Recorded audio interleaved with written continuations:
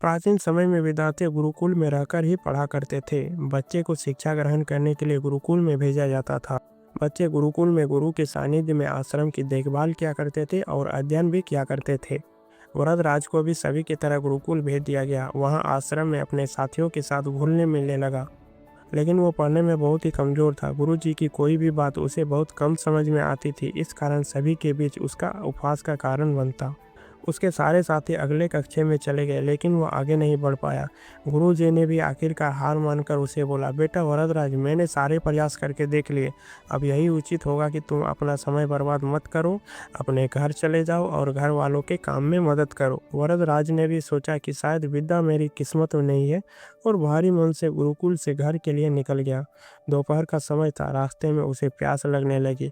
इधर उधर देखने पर उसने पाया कि थोड़ी दूर पर ही कुछ महिलाओं कुएं से पानी भर रही थी। वो कुएं के पास गया।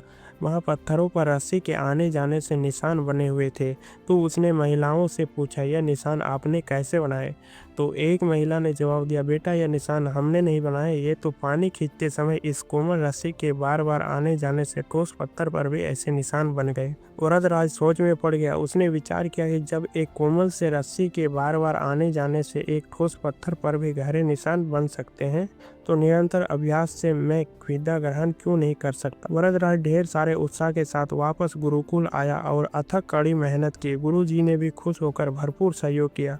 कुछ ही सालों बाद यही मन बुद्धि बालक वरदराज आगे चलकर संस्कृत व्याकरण का महान विद्वान बना, जिसने लघु सिद्धांत कौमुदी, मध्य सिद्धांत कौमुदी, सार सिद्धांत कौमुदी, गिरवान पद मंजरी की रचना की। दोस्तों, अभ्यास की शक्ति का तो कहना ही क्या है। यह आपके हर सपनों को पूरा करेगी। अभ्यास बहुत जरूरी है, चाहे वो खेल में हो या पढ़ाई में या किसी और चीज में।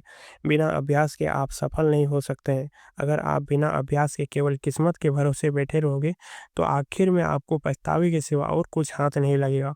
इसलिए अभ्यास के साथ धैर्य, परिश्रम और लगन रखकर आप अपनी मंजिल को पाने के लिए जुट जाएं।